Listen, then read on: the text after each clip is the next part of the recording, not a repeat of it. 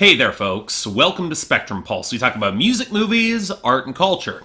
And today we are finally going to be talking about the newest album from Goldfrapp called Silver Eye. So I have a weird relationship with electronic-leaning dance pop. I mean, I don't dislike it by any stretch, but I'll be the first one to admit that unless the hooks are really top of the line, I don't really gravitate to it in the same way that I might to country or folk or hip-hop or indie rock that aim for tighter lyricism, or subgenres within metal or electronic music where lyrics are perfunctory in comparison with the musical experimentation or just sheer raw power. Now, what this means is that outside of what I cover on the pop charts, I don't tend to have an encyclopedic knowledge of this type of pop music that's more likely to hit the dance charts first, especially if they originate in the UK and aren't strictly in the synth or indie pop spheres. In other words, it was a real learning experience digging into Goldfrapp, an English electronic duo with whom I have only ever heard in passing. It's not like they ever had a significant impact on the Hot 100. Beginning around the turn of the millennium, around 2000, they may have drawn a little bit on trip-hop, but they took their electronic style across a good half-dozen genres over the course of the next decade, from synth-pop and glam rock to ambient tones and even noir cabaret, blending in retro glam with new, sleek electronic touches. And yet, while I found a fair number of their singles enjoyable, with Alison Goldfrapp's sensuous cooing set against the sharper electronic grooves, I will also say that they are the definition of a singles act for me, as the albums could definitely drag, never quite being sharp enough in the writing or experimentation to really stay ahead of the curve when it comes to this sort of pop music. And sure, that wasn't really an issue when the most they were compared against was Portishead, but by the time this brand of electronic dance pop dominated around the turn of the decade, around 2009-2010, it felt like Goldfrapp was just playing catch-up. So after making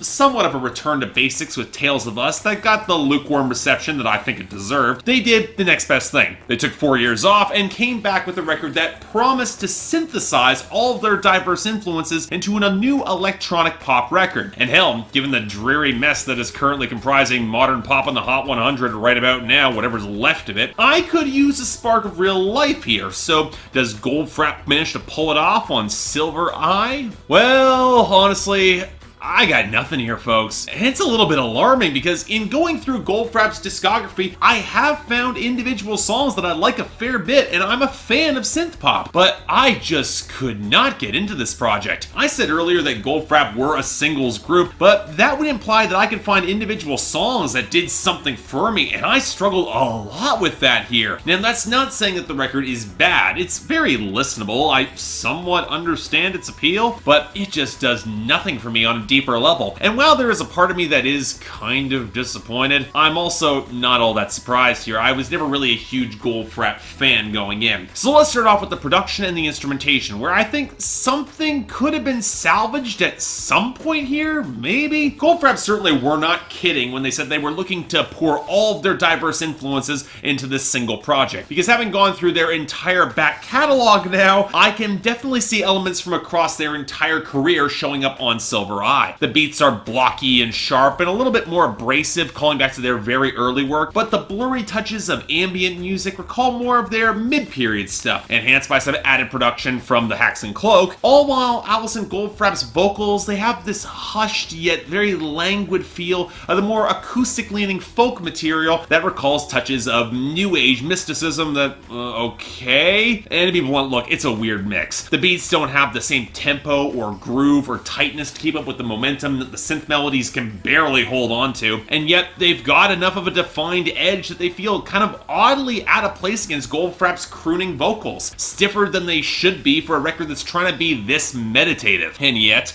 the more listens that I gave this album, the more I was convinced that this album should be weirder than it is. In terms of experimental pop or electronic music, this is not all that challenging or pushing any boundaries in its textures or compositions, trying to thread a needle between sharp-edged dance beats and distortion that is rarely matched by any of the vocals, the vocal filters, or any sense of real intensity. Take the opening track Anymore. It's a hookup song against a sharper drum line, against warbles of distorted, gurgling synth and glitchy effects, and it's about the furthest thing from sexy, which you would pretty much expect for this sort of hookup song. Systemagic is even stiffer, but at least is trying to be a little bit more of a rigid, borderline industrial tune in some of its subject matter, even if I don't think it matches Goldfrapp's crooning at all. But yet that's before we hit Faux Suede Drifter, where the momentum crashes into a brick wall and we get these extended ambient synth tracks that all run long and don't do anything for me whatsoever. And again, it's not saying this record can't pull together some tightness at some points. Become the One is just hollow, grimy, and mechanical enough from the vocal filters to pick up a little bit of bounce for me. Everything is Never Enough. It's got enough melodic sparkle in the keys against the breakbeat and heavier multi-tracking on the hook to have some swell and a very early 80s synth pop style a little weirder, and the increasing layers on Moon in Your Mouth kind of work almost through rendering the beat perfunctory, which is pretty much the opposite approach for Ocean, which is easily the most industrial Goldfrapp have ever been, and had some real promise if it didn't feel like the need to collapse in upon itself multiple times instead of actually paying off all the build-up and crescendos. And that's before you consider it's the closing track, a really harsh, abrasive note to end the album on. But okay, fine. Maybe the lyrics managed to pull some of this together? Well, it's kind of ironic that I phrased the last sentence just like that, pulling it all together, because if I was to stretch for a theme on this album, it would be bringing things together, fusions and combinations to bring balance, even anthropomorphism. And it seems to approach this on a very elemental, primordial level in the lyrics. A fusion not just of things, but ideas to hit some sort of mystic tranquility. And if all this sounds like I'm talking out of my ass, it's because I just can't stand this style of new age pseudo-spiritual writing, especially when it is as underwritten as it is here. This lyrical style can kind of work for some pop music, but this record does not have the structure or tightness, even in the more hook-driven industrial moments, so what it leads to are meandering songs where there's a lot of basic, straightforward language that's supposed to pick up greater significance thanks to the vibe, and I'm sorry, it's not clicking for me whatsoever. It feels so oddly passive, not a record that's actively engaging with a lot of its subject matter or looking to make much of a point, even if some individual songs manage to connect on a certain minimalist level. It feels like we're watching a lot of things happen rather than interacting with them. Become the One is the easiest example of where it actually kind of works, basically as a message of hope to trans people finding their gender identity, whatever that might be, and Everything is Never Enough is very much about human overconsumption, but that song also leads to a weird shift in mood on the second half of this album. If this record was trying to be more meditative and find some balance and tranquility, the second half is when that frustration leaks through that it's not quite working, the meditation isn't getting there, you're not hitting the nirvana, and even if you are, it won't last. Beast Between Two Worlds seems to have that chase that never connects. Moon in Your Mouth seems to acutely aware that the connection is fleeting and temporary, and then